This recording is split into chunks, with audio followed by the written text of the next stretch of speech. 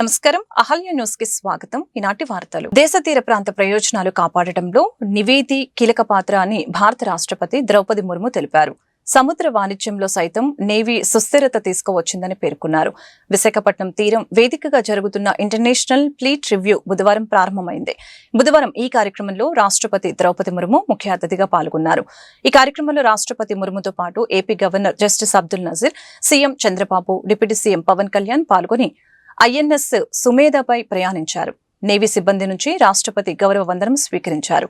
వివిధ దేశాల నుంచి వచ్చిన 19 విదేశీ నౌకలు, భారత నేవీకి చెందిన 45 నౌకలు, కోస్ట్ గార్డు, మర్చెంట్స్ నేవీ, పరిశోధన నౌకలు 9 ఫ్లీట్ రివ్యూలో పాల్గొన్నారు.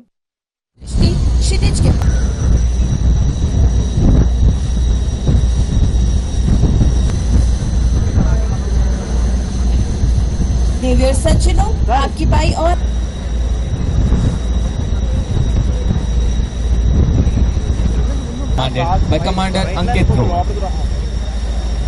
INS Arnala, hull mounted और variable depth sonar, हल्के वजन के torpedo, ASW rocket, Naval ship Magar, commanded by Commander Madhusudana Rao. Equipment शामिल है.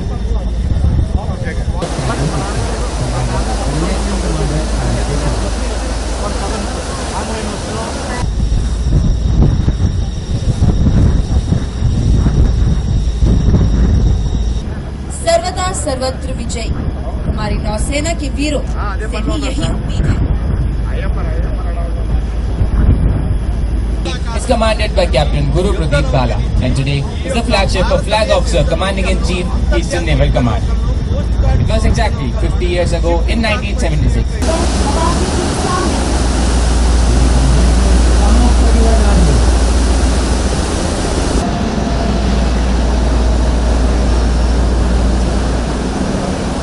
Operations and surveillance missions. Thus,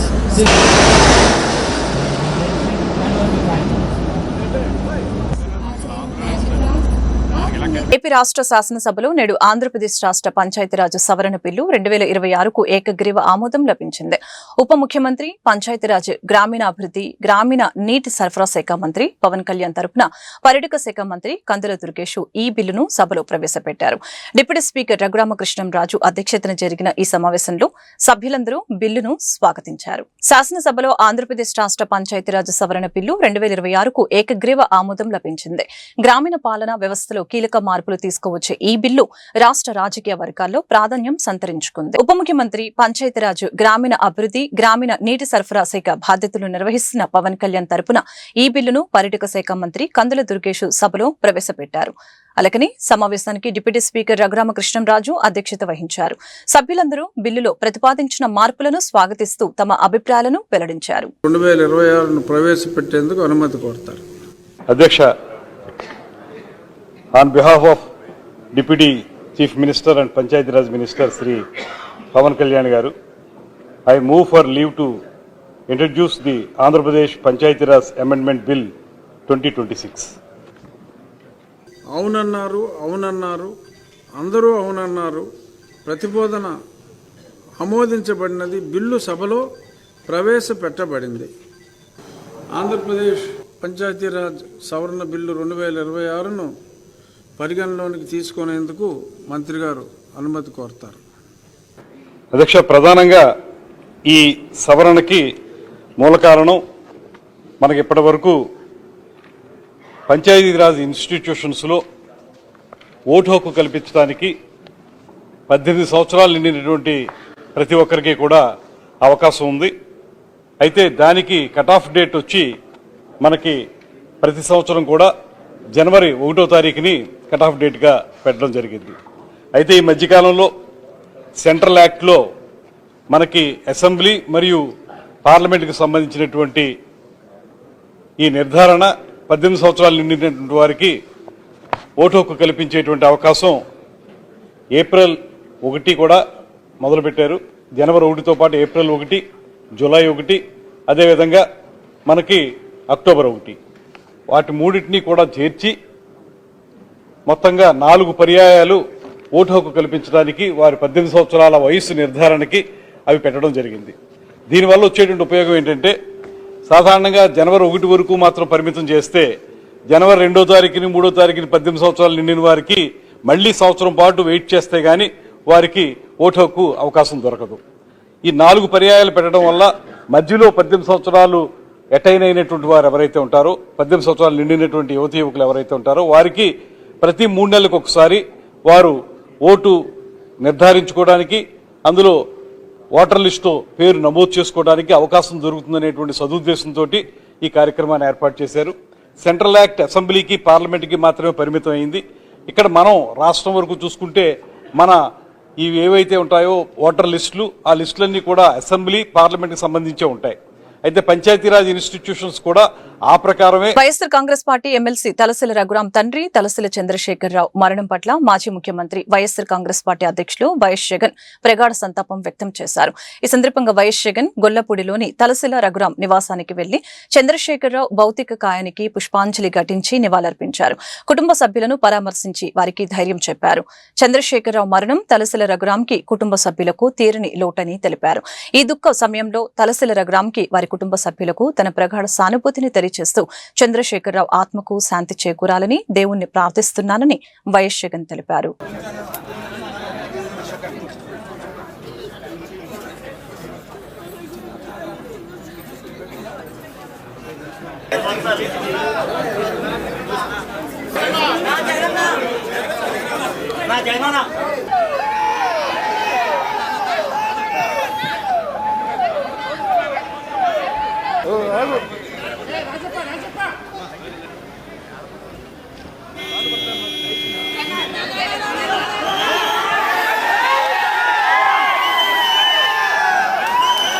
TTD కల్తీ నెయ్యి వ్యవహారంపై అసెంబ్లీలో తాము చర్చకు సిద్దమని ఏపీ హోంమంత్రి వంగలపూడి అనిత స్పష్టం చేశారు.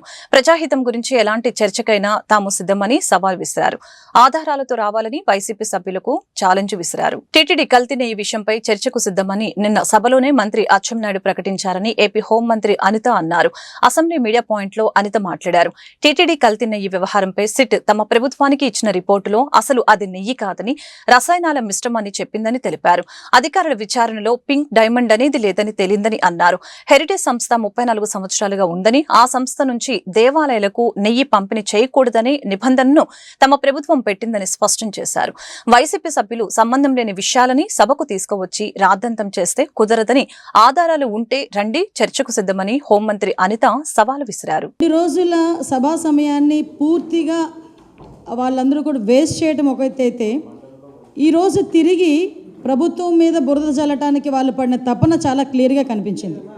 ఈరోజు మార్నింగ్ మనం అందరం కూడా గమనించుకుంటే ప్రశ్నోత్తరాల సమయాన్ని కూడా జరగనివ్వకుండా ఏదో రాద్ధాంతం జరిగిపోయింది అని సంబంధం లేని వ్యక్తులను తీసుకొచ్చి బురద చల్లటానికి ప్రయత్నం చేస్తే, వాయిదా వేసిన కౌన్సిల్ మళ్ళా తిరిగి సమావేశం అయిన తర్వాత కూడా నోటికొచ్చినట్టు అబద్ధాలు మాట్లాడడానికి, ఏదో ప్లెకార్డులు చూపించడానికి ఉపయోగించుకున్న తీరు కూడా మీరందరూ కూడా చూశారు.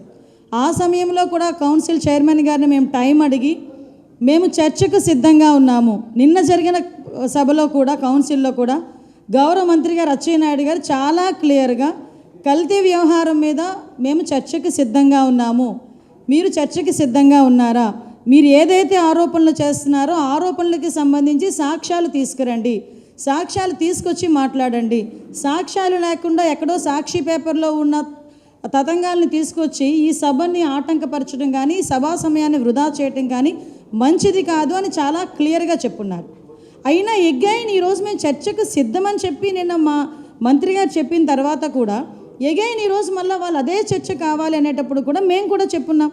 నేను డైరెక్ట్గా ప్రభుత్వం ఏ చర్చకైనా సిద్ధంగా ఉంది, ప్రజాహితం గురించి ఏ చర్చ గురించి అయినా మేము సిద్ధంగా ఉన్నాము, కల్తీ లడ్డు గురించి చర్చించడానికి కూడా మేము సిద్ధంగా ఉన్నాము, చెప్పండి మీరు చర్చకి సిద్ధమేనా అని మాట్లాడితే, తిరిగి ఎల్ఓపి గారు తన నోటుకొచ్చినట్టు ఆయన మాట్లాడి సభ వాయిదా వేసుకుని వెళ్ళిపోవటం జరిగింది. అంటే 2 రోజులు, యాక్చువల్గా 4 రోజులు ఇచ్చిన బడ్జెట్కి సంబంధించిన డిస్కషన్లో 2 రోజులు అసలు సంబంధమైన ఇష్యూని, సంబంధమైన కంపెనీలని తీసుకొచ్చి అవాస్తవాలను మాట్లాడి 2 రోజుల సభా సమయాన్ని వృధా చేయటం అనేది చాలా క్లియర్గా మీరందరూ కూడా చూశారు. యాక్చువల్గా వీళ్ళు, నేను చాలా క్లియర్గా ఈరోజు ఛార్జ్షీట్లో కూడా, సిబిఐ ఛార్జ్షీట్ కానీ సిట్ వాళ్ళు గవర్నమెంట్కి ఇచ్చిన రిపోర్ట్లో కానీ చాలా క్లియర్గా కల్తీ లడ్డు, ఆ లడ్డు విషయంలో అడల్ట్రేషన్ జరిగింది, గీల అడల్ట్రేషన్ జరిగింది, కొన్ని సందర్భాల్లో అయితే అసలు గియే కాదు, అది ఒక రసాయనాల ముద్ద అని చాలా క్లియర్గా అందులో పేర్కొన్నారు. అట్ ద సేమ్ టైం అందులోని కూడా చాలా క్లియర్గా ఇందులో 240 కోట్ల రూపాయలు స్కామ్ జరిగింది. అది ఎవరెవరు జేబుల్లోకి వెళ్ళినాయో కూడా అన్నీ కూడా క్లియర్గా మేము బయటకు తేటతెల్లం చేస్తాము అని కూడా చాలా క్లియర్గా చెప్పారు. వైవి సుబ్బారెడ్డి సాక్షాత్తు జగన్మోహన్ రెడ్డి బాబాయ్ ఇందులో అడల్ట్రేషన్ జరిగింది అని చెప్పి ఆ రోజు 2023 సంక్రాంతి లక్కీ డ్రా కేసులో మాజీ మంత్రి వైసీపీ సీనియర్ నేత అంబటి రాంబాబుకు గుంటూరు కోర్టు బెయిల్ మంజూరు చేసింది. అంబటిని కస్టడీకి కోరుతూ పోలీసులు దాఖలు చేసిన పిటిషన్ను కోర్టు డిస్మిస్ చేసింది. ఈ క్రమంలో జనవరి 31 నుంచి రాజమండ్రి సెంట్రల్ జైల్లో ఉన్న అంబటి ఇప్పుడు బయటకు రావడం ఖాయమైంది. ఇటీవల మరొక 2 కేసుల్లో అంబటికి బెయిల్ మంజూరైన తర్వాత ఆయనపై సంక్రాంతి లక్కీ డ్రా కేసులో పీటీ వారెంట్ జారీ చేసిన సంగతి తెలిసిందే. తాజాగా ఈ కేసులో కూడా గుంటూరు కోర్టు బెయిల్ మంజూరు చేసింది. దాంతో అంబటి జైలు నుంచి విడుదల కానున్నారు. ఈ నేపథ్యంలో వైసీపీ శ్రేణుల్లో జోష్ నెలకొంది. అంబటిపై సంక్రాంతి లక్కీ డ్రా కేసును ఒక జనసేన నాయకుడు పెట్టిన సంగతి తెలిసిందే. మరింత పట్టుదలగా, మరింత కసిగా ఎన్ని కేసులు పెట్టినా, ఎన్ని రోజులు జైల్లో ఉన్నా ఒక్క అడుగు కూడా వెనక్కు వెయ్యను. జగన్మోహన్ రెడ్డి గారి నాయకత్వంలో ఈ కూటమి ప్రభుత్వాన్ని ప్రజాస్వామ్యబద్ధంగా కూల్చేంత వరకు ఈ పోరాటం ఆగదు. ఎన్నిసార్లు జైల్లో పెట్టినా వెనక్కు వెళ్లే ప్రశ్న లేదు. అన్యాయంగా అక్రమంగా జైల్లో పెట్టారు. నా ఇల్లు దహనం చేయడానికి ప్రయత్నం చేశారు, నా కార్లు బగలగొట్టారు, నా ఆఫీస్ బగలగొట్టారు, నా పెళ్ళాం బిడ్డల్ని తరిమి కొట్టారు, నన్ను చంపడానికి ప్రయత్నం చేశారు, తీసుకొచ్చి జైల్లో పెట్టారు. ఏమైంది? ఏమైద్దని అడుగుతా ఉన్నా. చంద్రబాబు నాయుడు అడుగుతా ఉన్నా, లోకేష్ని అడుగుతా ఉన్నా. ఏమైద్ది? ఏమీ కాదు. మళ్ళా కాలం గిరున తిరిగి వస్తుంది. అన్నిటికీ సమాధానం ఇవాళ చాలామంది మిత్రులు మాట్లాడారు. బయట జరిగిన సంఘటనలు నాకు తెలియదు, చాలా తక్కువ మాత్రమే, పేపర్లో ఉన్నవి మాత్రమే నేను తెలుసుకున్నాను. జైలు జీవితాన్ని నేను అనుకోకండి, ఎంజాయ్ చేశాను. ఎంత కఠినంగా ఉన్నా ఎంజాయ్ చేశాను. ఎందుకంటే ఒక రాజకీయ స్ఫూర్తితో రాజకీయాల్లోకి వచ్చినటువంటి వ్యక్తిని నేను, పట్టుదలగా ముందుకు సాగే వ్యక్తిని జైల్లో పెడితే భయపడిపోయే వ్యక్తిని అంతకంటే కాదు, మరింత ధైర్యంగా పోరాట పటిమతో ముందుకు వెళ్ళేటటువంటి వ్యక్తిని కూడా మనవి చేస్తున్నా. ఎప్పుడు ఎక్కడా తప్పు చేయలేదు. పొరపాటు మాట్లాడితే వెంటనే పశ్చాత్తాపానికి మించిన ప్రాయచిత్తం లేదంటారే, మరి ఏమిటి? ఎంతమంది పశ్చాత్తాపడ్డారు? నేను తప్ప ఎవరైనా పశ్చాత్తాపడ్డారా అని అడుగుతా ఉన్నా. సరే, ఏది ఏమైనా టైం విల్ డిసైడ్. ఒకటి మాత్రం నేను చెప్పదలుచుకున్నాను, నాకు ఈ సందర్భంగా సపోర్ట్ చేసినటువంటి వారందరికీ కూడా పేరు పేరున నా హృదయపూర్వక నమస్కారాలు, ధన్యవాదాలు. నా పార్టీ కానివారు కూడా నన్ను సపోర్ట్ చేశారు. దాడులు చేయటం తప్పన్నారు, దాడులు అన్యాయం అన్నారు. ఒకవేళ తప్పు మాట్లాడితే కేసు పెట్టి లోపల పెట్టాలి కదా, ఇంటి మీద దాడి ఏంటి అన్నారు. దాడి చేసిన వాళ్ళకు బెయిల్ వచ్చింది. దాడి చేయించుకున్న నాకు 18 రోజుల తర్వాత బెయిల్ వచ్చింది. ఏం చేయగలిగారు? బలహీన వర్గాల అభ్యున్నతికి కూటమి ప్రభుత్వం కట్టుబడి ఉందని రాష్ట్ర వడ్డెర కార్పొరేషన్ చైర్మన్ మల్లె ఈశ్వరరావు స్పష్టం చేశారు. ఇక వార్షిక బడ్జెట్ విషయానికి వస్తే దేశ చరిత్రలో ఎప్పుడూ చూడని సంక్షేమ బడ్జెట్ ఇదేనని చెప్పారు. బడుగు బలహీన వర్గాల అభివృద్ధికి 1,00,000 కోట్లు ఈ బడ్జెట్ లో కేటాయిస్తే దానిలో 51,000 కోట్లు బీసీల సంక్షేమానికి కేటాయించడం జరిగిందని అన్నారు. బుధవారం గుంటూరులోని వడ్డెర కార్పొరేషన్ కార్యాలయంలో ఏర్పాటు చేసిన మీడియా సమావేశంలో ఈశ్వరరావు మాట్లాడుతూ కూటమి పాలనలో బీసీల సంక్షేమం బ్రహ్మాండంగా కొనసాగుతుందని వెల్లడించారు. రాష్ట్ర బీసీ సంక్షేమ శాఖ మంత్రి సవిత ఆధ్వర్యంలో ఆదరణ పథకం పారదర్శకంగా అమలవుతుందని అన్నారు. ప్రతిపక్ష హోదా లేని వైఎస్ జగన్మోహన్ రెడ్డి అసెంబ్లీ సమావేశాల్లో పాల్గొనకపోవడం ప్రజాస్వామ్యాన్ని అపహాస్యం చేయటమే అని అన్నారు. ప్రజలకు మంచి చేయాలనే ఆలోచన వైసీపీకి లేదని మండిపడ్డారు. రాష్ట్రం అన్ని రంగాల్లో అగ్రగామిగా ఉండాలనే లక్ష్యంతో రాష్ట్ర ముఖ్యమంత్రి చంద్రబాబు నాయుడు, ఉప ముఖ్యమంత్రి పవన్ కళ్యాణ్, విద్యాశాఖ మంత్రి నారా లోకేష్ అహర్నిశలు శ్రమిస్తున్నారని వివరించారు. ఈ కార్యక్రమంలో బీసీ నేతలు వేముల సూర్యనారాయణ, చెంబేటి మణికుమార్, చెంబేటి బాబు పాల్గొన్నారు. బాబు నాయుడు గారు, అలాగే మా యువనేత నారా లోకేష్ గారు, ఉప ముఖ్యమంత్రి వర్యులు పవన్ కళ్యాణ్ గారు, కూటమి ప్రభుత్వం బడుగు బలహీన వర్గాల సంక్షేమం, అభివృద్ధి, వారిని ఇంకా చైతన్యవంతులు చేసే విధంగా 51,000 కోట్ల రూపాయల బడ్జెట్ని బీసీ వర్గాలకు కేటాయించినటువంటి ఘనత కూటమి ప్రభుత్వాన్ని. విద్య, ఉద్యోగ, వ్యాపార, రాజకీయ రంగాల్లో బీసీలు అగ్రస్థానంలో ఉండాలన్నదే మా ముఖ్యమంత్రి వర్యులు నారా చంద్రబాబు నాయుడు గారి యొక్క ప్రధాన లక్ష్యం. వారి యొక్క ఏదైతే బీసీల పట్ల వారు కలిగి ఉన్నటువంటి సంక్షేమాన్ని అందించాలని వారు అహర్నిశలు శ్రమిస్తున్నారో దానికి నిదర్శనమే మా బీసీ కులాలన్నిటికి కూడా 51,000 కోట్ల రూపాయలు బడ్జెట్ కేటాయించినటువంటి నాయకుడు మా చంద్రబాబు నాయుడు గారు. రాష్ట్ర వ్యాప్తంగా ఉన్న బీసీ మేమందరం కూడా హర్షం వ్యక్తం చేస్తూ గౌరవ ముఖ్యమంత్రి గారికి, కూటమి ప్రభుత్వానికి ప్రత్యేకమైన కృతజ్ఞతలు, ధన్యవాదాలు తెలియజేస్తున్నాం. మరి మా బీసీ సంక్షేమ శాఖ మాత్యులు శ్రీమతి ఎస్ సవితమ్మ గారి యొక్క ఆధ్వర్యంలో ఈరోజు మీరు చూస్తే రాష్ట్ర వ్యాప్తంగా కూడా బీసీలు అన్ని విధాలుగా గతంలో ఆదరణ 1 ఇచ్చాం, ఆదరణ 2 ఇచ్చాం, రేపు ఆదరణ 3 కూడా ప్రవేశపెడుతుంది కూటమి ప్రభుత్వం.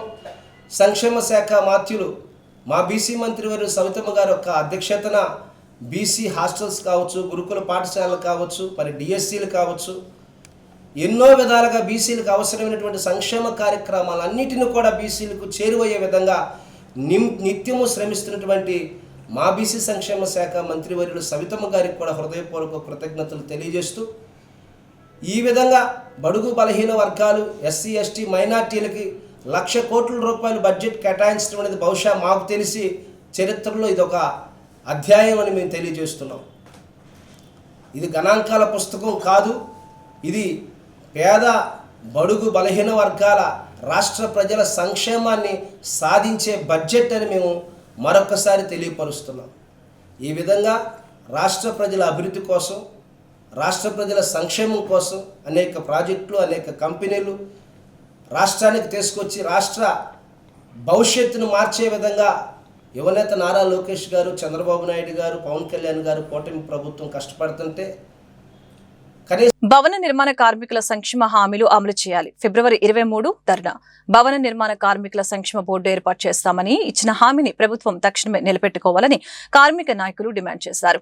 కార్మికుల పిల్లల వివాహానికి 1,00,000 రూపాయలు, భార్య లేదా కుమార్తెల ప్రసవానికి 1,00,000 రూపాయలు, సహజ మరణానికి 5 లక్షలు, ప్రమాద బీమా పథకం కింద 5 లక్షలు మంజూరు చేయాలని, 50 ఏళ్లు నిండిన ప్రతి కార్మికునికి పెన్షన్ అందించాలని కోరారు. బుధవారం గుంటూరు కొత్తపేటలోని ఏఐటీయూసీ కార్యాలయంలో మీడియాతో మాట్లాడిన ఆంధ్రప్రదేశ్ భవన నిర్మాణ కార్మిక సంఘం రాష్ట్ర అధ్యక్షులు పుప్పాల సత్యనారాయణ, ఏఐటీయూసీ నగర అధ్యక్షులు రావుల అంజుబాబులు వెల్లడించారు. ఫిబ్రవరి 23న గుంటూరు జిల్లా కలెక్టర్ కార్యాలయం ముందు ధర్నా కార్యక్రమం నిర్వహిస్తున్నట్లు తెలిపారు. ఈ కార్యక్రమంలో ఏఐటీయూసీ జిల్లా ప్రధాన కార్యదర్శి మేడ హనుమంతరావు, భవన నిర్మాణ కార్మిక సంఘం జిల్లా నాయకులు కాయల రామారావు, కోట్ల మరియదాసు, బొట్టు శ్రీనివాసరావు తదితరులు పాల్గొన్నారు. రాష్ట్ర వ్యాప్తంగా జిల్లా కలెక్టర్ కార్యాలయాల వద్ద, అలాగే మండల కార్యాలయాల వద్ద ఈ నెల 23వ తేదీ నాడు ధర్నా నిర్వహించాలని పిలుపునివ్వడం జరిగింది. ఇదే క్రమంలో గుంటూరు జిల్లాలోని భవన నిర్మాణ కార్మికులందరూ కూడా రాష్ట్ర వ్యాప్తంగా కూడా ఇచ్చిన పిలుపు మేరకు మరి గుంటూరు జిల్లా కలెక్టర్ కార్యాలయం వద్ద ధర్నా నిర్వహించాలని, దాంతోపాటు జిల్లా వ్యాప్తంగా ఎక్కడైతే మరి మండల కార్యాలయాలు ఉన్నాయో మండల కార్యాలయాల వద్ద మరి ధర్నాలు నిర్వహించాలని చెప్పి పిలుపునిస్తూ ఉన్నాం. మరి గత 5-6 సంవత్సరాల నుంచి కూడా సంక్షేమ బోర్డు నిర్వీర్యం అయిందని, ఆ నిర్వీర్యమైన సంక్షేమ బోర్డును పునఃప్రారంభించాలని మరి పోరాటాలు చేస్తూ ఉంటే, మరి గత ఎన్నికల సందర్భంగా మరి మేనిఫెస్టోలో పెట్టిన చంద్రబాబు నాయుడు సంక్షేమ బోర్డును పునఃప్రారంభిస్తామని చెప్పి నిర్ణయం తీసుకోవడం జరిగింది. అయితే మరి ఆ తీసుకున్న నిర్ణయంలో గతంలో ఏదైతే పెండింగ్లో ఉన్న క్లెయిమ్లు ఉన్నాయో ఆ 46 క్లెయిములకు నిధులు చెల్లించమని చెప్పి చెబుతూ ఉన్నారని, దాంతోపాటు మరి యాక్సిడెంటల్ బెనిఫిట్లు ఏవైతే ఉన్నాయో ఆ యాక్సిడెంటల్ బెనిఫిట్లు మాకు సంబంధం లేదని చెప్పి చెబుతూ ఉన్నారు. అయితే ఈ సంబంధం లేదని చెప్పడానికి, ఆ నిధులు హెచ్చించడానికి కూడా మరి రాష్ట్ర ప్రభుత్వ నిధులైతే ఏం అవసరం లేదు. ఈ సంక్షేమ బోర్డుకు సంక్షేమ నిధుల కోసం మరి సెస్ డబ్బులు వసూలు చేస్తూ ఉంటారు. ఈ సెస్ కాబట్టి గత ప్రభుత్వంలో ఎలా అయితే ఇచ్చున్నారో టీడీపీ ప్రభుత్వంలో అనేక పోరాటాల ద్వారా సాధించుకున్న సంక్షేమ బోర్డు 1996 యాక్ట్ ప్రకారం ఆంధ్రప్రదేశ్లో 2004 సంవత్సరంలో అమలు చేయటం జరిగింది. ఈ నేపథ్యంలో 2017 అప్పటి తెలుగుదేశం చంద్రబాబు నాయుడు పసుపు కుంకుమ పేరుతో ఈ సంక్షేమ బోర్డులో నిధుల్ని తీసుకోవటం జరిగింది. తర్వాత జమ చేస్తామన్నారు. తర్వాత అధికారంలోకి వచ్చిన జగన్మోహన్ రెడ్డి గారు కూడా సంక్షేమ బోర్డులో నిధులన్నీ దారి మళ్లించి వాళ్ళ అవసరం రీత్యా వాడుకొని దానికి నిధులు జమ చేయటం జరగలేదు. ఈ నేపథ్యంలో ఏఐటీయూసీగా గత 8 సంవత్సరాల నుంచి అనేక పోరాటాలు నిర్వహిస్తున్న నేపథ్యంలో నూతనంగా మళ్ళీ అధికారంలోకి వచ్చిన కూటమి ప్రభుత్వం సంక్షేమ బోర్డుని పునఃప్రారంభించడానికి ఆలోచిస్తున్నామనే వార్తని రావటం జరిగింది. దీనికి ఏఐటీయూసీగా హర్షం వ్యక్తం చేస్తున్నాము. అలాగే ఏదైతే భవన నిర్మాణ సంక్షేమ బోర్డు ద్వారా కార్మికులకు ఇస్తున్న స్కీమ్స్లో కూడా తగ్గించి ఇస్తాము అని చెప్పడం చాలా దారుణమని, ఈ సమస్యల మీద ఈ నెల 23వ తేదీన అన్ని జిల్లా కలెక్టర్ కార్యాలయాల వద్ద ఏఐటీయూసీ భవన నిర్మాణ కార్మిక సంఘం ఆధ్వర్యంలో సంక్షేమ బోర్డు సాధన కోసము ధర్నా కార్యక్రమానికి రాష్ట్ర సంఘం పిలుపునివ్వటం జరిగింది. ఈ కార్యక్రమంలో ఈ నెల 19వ తేదీ నుంచి బ్రాడీపేట ఎల్ఈఎం స్కూల్ గ్రౌండ్ లో మెస్సియా మినిస్ట్రీస్ ఆధ్వర్యంలో మెస్సియా పస్కా పండుగలు జరగనున్నాయని మెస్సియాయి ఈ కార్యక్రమానికి సంబంధించిన ఏర్పాట్లను నిర్వహణ కమిటీ ప్రతినిధులు పాస్టర్ మద్దు జాన్సన్ రాజు, ప్రేమ్ జ్యోతి బాబు తదితరులు పరిశీలించారు. 4 రోజుల పాటు వైభవంగా మెస్సియా పస్కా పండుగలు నిర్వహిస్తున్నట్లు చెప్పారు. ఈ కార్యక్రమానికి పలువురు ప్రజా ప్రతినిధులు, రాజకీయ నాయకులు, క్రైస్తవ మత పెద్దలు హాజరవుతారు తెలిపారు. క్రీస్తు విశ్వాసకులు పస్కా పండుగలో పాల్గొని విజయవంతం చేయాలని అన్నారు. కార్యక్రమంలో మెస్సియా మినిస్ట్రీస్ ప్రతినిధులు John Sanjay, Samuel John, Dilip Chakravarthi, Rambabu, Adam, Narayana తదితరులు పాల్గొన్నారు.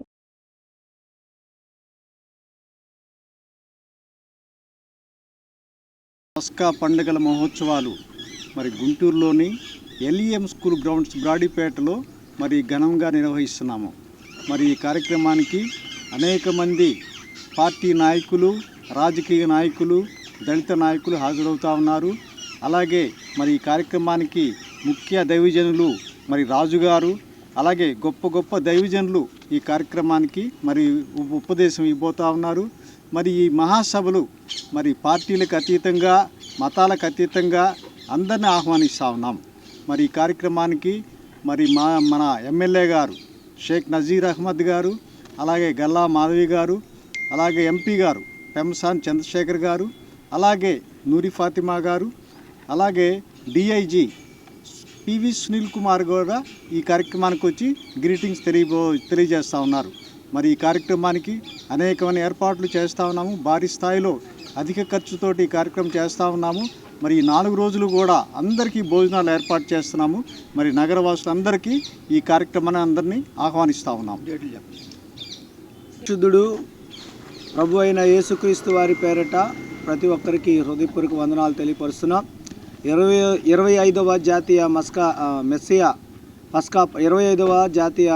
మెస్సియా పస్కా పండుగలు ఎల్ఈఎం హై స్కూల్లో ఫిబ్రవరి 19, 20, 21, 22 తారీఖుల్లో 4 రోజులు జరగబోతూ ఉన్నాయి. జరగబోతున్న ఈ మెస్సియా పస్కా పండుగలకు అందరికీ ప్రేమపూర్వకమైన ఆహ్వానం తెలియపరుస్తున్నాం. ఏ భేదం లేదు. సకల మానవులు రక్షణ కొరకు, ఆశీర్వాదం కొరకు, వారి కుటుంబాలు దీవెన కొరకు, వారి జీవితాల్లో వెలుగు కొరకు ఈ పస్కా పండుగలను మరి జరిపిస్తూ ఉండగా ప్రతి ఒక్కరు ఈ పస్కా పండుగల్లో పాలు పొంది దీవించబడాలి అని దేవుని పేరట మనవి చేస్తున్నాం. ఈ పస్కా పండుగలకు ముఖ్య అతిథులుగా హోసన్నా మినిస్ట్రీస్ ఒంగోలు సేవకులు రాజన్న గారు, డెహ్రాడూన్ నుండి శామ్యుల్ పి రాజన్ గారు, సినిమా హీరో రాజా హేబెల్ గారు, మెస్సియా మినిస్ట్రీస్ అనేక మంది సేవకులు ఈ సభలలో పాలు పొంది దైవ వర్తమానాన్ని అందించి ప్రజలను దీవించబోతుండగా అందరికీ ప్రేమపూర్వకమైన ఆహ్వానం పలుకుతున్నాం. అంతేకాకుండా మరి అనేకమైన మంది ముఖ్య అతిథులు, రాజకీయ నాయకులు, మరి టీడీపీ నుండి కానీ, వైసీపీ నుండి కానీ గల్లా మాధవి గారు, నజీర్ అహ్మద్ గారు, పెంబసాని గారు, మరి నూరి ఫాతిమా గారు, డైమండ్ బాబు గారు, అంతేకాకుండా మోదుగుల వేణుగోపాల్ గారు వేయించబోతున్నారు. కనుక మీ అందరికీ మా ప్రేమపూర్వకమైన ఆహ్వానం 25వ పస్కా పండుగల్లో దేవుని దీవెనలు పొందడానికి మీరందరూ మీ కుటుంబాలతో కలిసి రావాలి అని. మార్చి 14-15 తేదీల్లో గుంటూరులో నేషనల్ లెవెల్ హ్యాక్థాన్ జరగనుంది. ఎల్టీ సూపర్ కామ్ సంస్థ ఆధ్వర్యంలో ప్రత్యేకంగా ఇంజనీరింగ్ డిగ్రీ విద్యార్థుల కోసం హ్యాక్థాన్ ఏర్పాటు చేశారు. ఈ వివరాలను సంస్థ డైరెక్టర్ కార్నా రాజశేఖర్ రెడ్డి మీడియాకు వెల్లడించారు. కంప్లీట్ ఆన్లైన్ లో హ్యాక్థాన్ జరుగుతుందని తెలిపారు. ఇన్నోవేషన్ ప్రోగ్రామ్ లో ఉన్న వారికి ఇలాంటి కార్యక్రమాలు ఎంతగానో ఉపయోగపడతాయని అన్నారు. మార్చి 5వ తేదీలోపు దరఖాస్తు చేసుకోవాలని సూచించారు. స్టార్టప్లను ప్రోత్సహించే ఉద్దేశంతో ఇలాంటి కార్యక్రమాలు నిర్వహించడం జరుగుతుందని చెప్పారు. అందరికీ నమస్కారం. నా పేరు వచ్చేసరికి Rajasekhar Reddy, L T super Com private లిమిటెడ్లో వర్టికల్ హెడ్. మేము వచ్చేసరికి మార్చి 14 అండ్ 15వ తారీఖున నేషనల్ లెవెల్ ఆన్లైన్ యాక్థాన్ని కండక్ట్ చేస్తున్నాము. ఈ యాక్థాన్లో వచ్చేసరికి B Tech and degree students eligibility అనమాట. ఎవరైతే B Tech first year to 4th year ఉన్నారో, అలాగే degree first year to 3rd year ఉన్నారో, మీ వచ్చేసరికి మీ కాడ ఏమన్నా ప్రాజెక్ట్స్ ఆల్రెడీ ప్రాజెక్ట్స్ చేసి ఉన్నా కానీ, అలాగే మీకు ఏదైనా ఐడియా ఉన్నా కానీ, మీరు ఆ ప్రాజెక్ట్స్ని ఇక్కడ వచ్చేసరికి ఆ రోజు ఈ హ్యాక్థాన్లో మీరు పార్టిసిపేట్ చేసి, అలాగే మీకు ఏమన్నా ఐడియాస్ ఉన్నా కానీ, అలాగే ఈ హ్యాక్థాన్లో మీరు చూపిస్తే మీకు వచ్చేది ఏంటంటే ఫస్ట్ ప్రైజ్, అలాగే ప్రైజులు, అలాగే ప్లేస్మెంట్ ఆపర్చునిటీస్. ఎవరైతే టాప్ 100 ఉంటారో వాళ్ళకి ప్లేస్మెంట్ ఆపర్చునిటీస్ వస్తాయన్నమాట. ఫస్ట్ ప్రైజ్ వచ్చేసరికి 1,50,000, సెకండ్ ప్రైజ్ వచ్చేసరికి 1,00,000, థర్డ్ ప్రైజ్ వచ్చేసరికి 75,000, ఫోర్త్ ప్రైజ్ వచ్చేసరికి 50,000, ఫిఫ్త్ ప్రైజ్ వచ్చేసరికి 30,000. అలాగే టాప్ 100 మెంబర్స్కి ప్లేస్మెంట్ ఆపర్చునిటీస్ వస్తాయి. టాప్ ఎవరైతే 100 మెంబర్స్ ఉంటారో 100 టీమ్స్ వాళ్ళకి ప్లేస్మెంట్ ఆపర్చునిటీస్ వస్తాయి. అలాగే మీకు ఇంకా ఫర్దర్ ఎవరైతే స్టార్టప్ ఐడియాస్ ఉన్నాయో ఆ స్టార్టప్ ఐడియాస్ ఉన్న వాళ్ళకి వాళ్ళ ఐడియా బాగుంటే ఇన్వెస్టర్స్ ఆల్సో యూ గెట్టింగ్. ఈ రిజిస్ట్రేషన్ డేట్ వచ్చేసరికి ఎండ్ డేట్ వచ్చేసరికి మార్చి 5వ తారీఖున రిజిస్ట్రేషన్ చేసుకోవాల్సిన అందరూ ఎవరైనా స్పీడ్గా registration LT super com hackathon వెబ్సైట్లోకి వెళ్ళి రిజిస్ట్రేషన్ చేసుకోవాల్సిందిగా కోరుతున్నాం. కూటమి ప్రభుత్వం మైనార్టీల సంక్షేమానికి కట్టుబడి ఉందని గుంటూరు నగర డిప్యూటీ మేయర్ షేక్ సజీలా స్పష్టం చేశారు. ఆ దిశగా వార్షిక బడ్జెట్ మైనార్టీ సంక్షేమానికి 6,090 కోట్లు కేటాయించడం చారిత్రాత్మక నిర్ణయమని వివరించారు. ముందుగా అందరికీ అస్సలాము అలైకుం, నమస్కారం. ఆంధ్రప్రదేశ్ రాష్ట్రం 2026-2027 వార్షిక బడ్జెట్లో మైనార్టీ సంక్షేమానికి 6,090 కోట్లు కేటాయించడం చారిత్రాత్మక నిర్ణయం. ఇది కేవలం ఆర్థిక కేటాయింపు కాదు, మైనార్టీలపై ప్రభుత్వ నమ్మకం, బాధ్యత, నిబద్ధతకు ప్రతీక. మైనార్టీ అభివృద్ధి ప్రభుత్వానికి ప్రాధాన్యత అంశమని గత ఏడాది పోలిస్తే ఈ సంవత్సరం 656 కోట్లు అదనంగా కేటాయించటం ద్వారా మా ప్రభుత్వం మాటల్లోనే కాదు చర్యల్లో కూడా తమ సంకల్పాన్ని నిరూపించుకుంటుంది.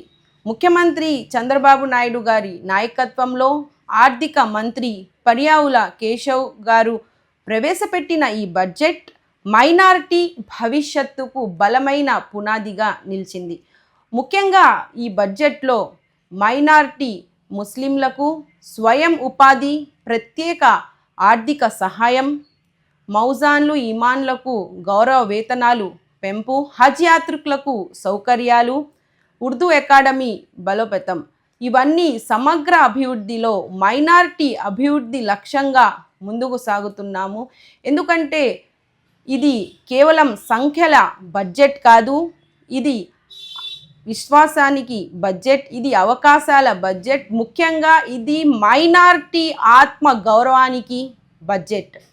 ముస్లిం మైనారిటీ సబ్ ప్లాన్ ద్వారా ఇతరుల శాఖలో నిధుల నుంచి కూడా కేటాయించడం అంటే ప్రతి రంగంలో మైనారిటీలకు ముఖ్యంగా ముందు తీసుకెళ్లాలనే లక్ష్యంతో మన ప్రభుత్వం పనిచేస్తుంది. కాబట్టి మనమందరం ఈ యొక్క నిర్ణయాన్ని స్వాగతిద్దాం, మన ప్రభుత్వానికి కృతజ్ఞతలు తెలియజేస్తాం. ముఖ్యంగా అభివృద్ధిలో మనమందరం ఐక్యంగా ముందుకు వెళ్ళాలని నేను మనస్ఫూర్తిగా కోరుకుంటూ మీ షేక్ సజీలా, గుంటూరు నగర డిప్యూటీ మేయర్. ఈ వార్తలు ఇంతటితో సమాప్తం. మరొక బులెటిన్ మళ్ళీ కలుద్దాం. నమస్కారం.